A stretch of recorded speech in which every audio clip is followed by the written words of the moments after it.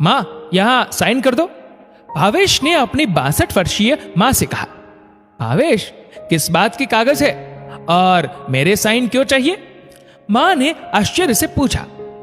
अरे बताया तो था आपको, ये पुश्तैनी घर बेचना है ताकि हम तीनों का अपना हिस्सा मिल जाए और सब शांति से अलग अलग रहे।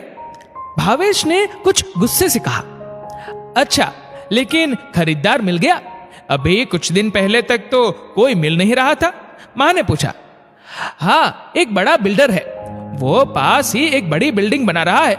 उसे हमारा ये घर पसंद आ गया है। वो इसे तोड़कर 7 मंजिला बिल्डिंग बनाना चाहता है। उसका भी फायदा होगा और हमें अच्छे दाम भी दे रहा है, भावेश ने बताया। सौदा कितने में किया? मां ने अपने घर को देखते हुए पूछा। उनकी आंखें नम हो चुकी थी। 80 लाख में हुआ। पैसे मिलते ही 3 हिस्से कर लेंगे, फिर कोई परेशानी नहीं होगी, भावेश ने पेन मां को थमाते हुए कहा। 3 हिस्से क्यों? हिस्से तो 4 होने चाहिए, पास ही खड़ी ताईजी बोली। ताईजी भावेश के घर के पास ही रहती थी। करीब 5 साल पहले उनके घर का भी सौदा हुआ था। अरे भाभी, आओ ना, बैठो, भावेश की मां दमयंती जी ने कहा। मां, आप साइन करो जल्दी, फिर बहुत से और भी काम है, भावेश ने जल्दबाजी दिखाई। भावेश, मां को सोचने दे, कल साइन करवा लेना, ताईजी ने पेन भावेश को वापस देते हुए कहा। भाभी, साइन आज करो या कल, बात तो एक ही है, और मुझे क्या समझ आएगी ये सब बातें। आपके देवर जाते जाते इस घर को मेरे नाम कर गए थे, इसलिए मेरे साइन चाहिए, वरना मेरा क्या काम इन सब बातों में। दमयंती जी बोली। हाँ, वो तो सब ठीक है, लेकिन एक दिन के बाद करेगी तो कुछ बिगड़ थोड़ी जाएगा। जा भावेश, तू जा, तेरी मां कल साइन कर देगी। ऐसा कहकर ताईजी ने भावेश को भेज दिया। भावेश के जाते ही दमयंती जी बोली। भाभी, क्या बात हो गई? आपने साइन क्यों नहीं करने दिया? और आपने ऐसा क्यों कहा 4 हिस्से होंगे? दमयंती, मेरी आप बीती से मुझे सबक मिला है, इसलिए तुझे बता रही हूं। घर तो हमारा भी बिका था और आए पैसे दोनों बेटों और बेटी के बीच 3 हिस्से में बंट गए। मुझे भी लगा था कि मैं क्या मांगू अपना हिस्सा, रहना तो इन 2 बेटों के साथ ही है। दमयंती, सच कहूं तो यही सबसे बड़ी गलती कर दी थी मैंने। पैसे आते ही बड़े ने आलीशान घर बनवा लिया, छोटे ने नया धंधा शुरू कर दिया और बेटी दामाद ने भी एक प्लॉट खरीद लिया। दोनों बेटों ने एक फूटी कौड़ी भी मेरे हाथ में नहीं दी। तब से मैं कभी बड़े तो कभी छोटे के घर रहती हूं।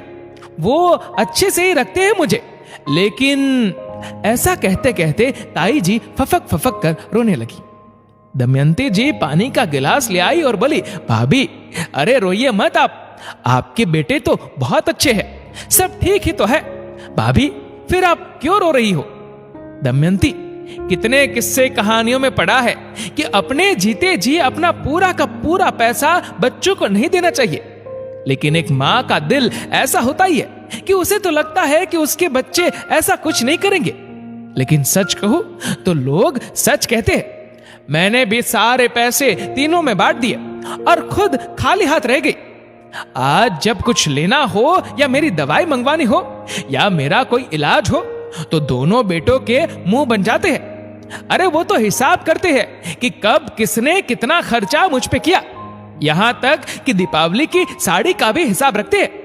कानों में तो ऐसी बातें भी पड़ती है कि जब बहुएं कहती है कि सास को कुछ दिन ननद के घर छोड़ाओ, बराबरी का हिस्सा मिला है उनको, तब ऐसा लगता है कि मानो मैं कोई ऐसा सामान हूं जिसको ना वे फेंक पाते हैं और ना रख पाते हैं, बस मेरे मरने का ही इंतजार करते हैं। इसलिए कहती हूं कि दमयंती, मैंने जो गलती की तू मत करना। कागज पर साइन तभी करना जब पैसों पर 4 हिस्से हो। बेशक तू अपने बेटों के साथ रहना, लेकिन तेरे बैंक में पैसे होंगे तो तुझे तेरे लिए खर्च करने के लिए सोचना तो नहीं पड़ेगा।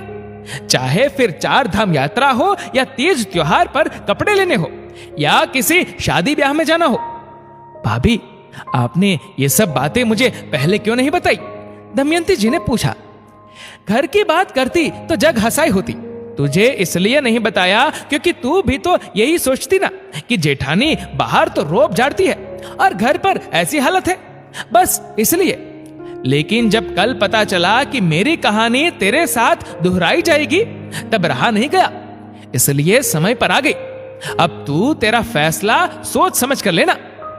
रात भर दमयंती जी सोचती रही और सुबह जब तीनों बेटे उनके सामने खड़े थे तो वे बोली, मुझे तुम तीनों पर विश्वास है कि तुम तीनों मेरा सम्मान करते हो, इसलिए घर बेचने पर जो पैसे मिलेंगे उसके 4 हिस्से करोगे।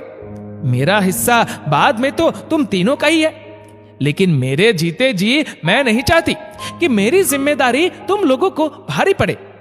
वो पैसे बैंक में डाल देना और हर महीने जो ब्याज आएगा उससे मेरी दवाई, मेरे कपड़े या मेरी जरूरत का सामान मैं ले पाऊंगी, ताकि किसी के भी साथ रहूं तो कम से कम उस पर मेरे खर्च का बोझ न पड़े।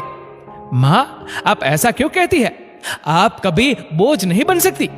आपने हम तीनों को इतना बड़ा किया है और आप ऐसा क्यों सोचती है कि हम कभी ऐसा कुछ सोचेंगे? छोटे बेटे ने मां को गले लगाते कहा। भावेश बोला, मां सच कह रही है, अब घर के 4 हिस्से होंगे। मां के हाथ में भी पैसे होने चाहिए ताकि जब उनका मन करे उन्हें किसी से मांगने के लिए हाथ न बढ़ाना पड़े। सब ने भावेश की बात मानी और घर के बिकते ही उसके पैसे चारों में बांटे गए। दमयंती जी ने अपनी जेठानी के पास जाकर उनका शुक्रिया किया और अपने पैसों से एक सुंदर साड़ी खरीदकर उपहार स्वरूप उन्हें भेंट दी। तब ताई जी ने अपनी देवरानी से कहा, यह साड़ी तो मैं तेरे जन्मदिन पर पहनूंगी। दोनों देवरानी और जेठानी मंद मंद मुस्कुराने लगी। दोस्तों, बेशक अपनी परवरिश पर सभी को भरोसा करना चाहिए, लेकिन कुछ फैसले दिल से नहीं दिमाग से लेना चाहिए। आपकी इस वीडियो के बारे में क्या राय है नीचे कमेंट करके जरूर बताएगा। और वीडियो अच्छा लगा हो तो इस वीडियो को लाइक करेगा, शेयर करेगा ज्यादा से ज्यादा लोगों तक। और ऐसे ही और भी इंस्पिरेशनल वीडियोस के लिए सब्सक्राइब करें हमारे यूट्यूब चैनल को और फेसबुक पर फॉलो करें हमारे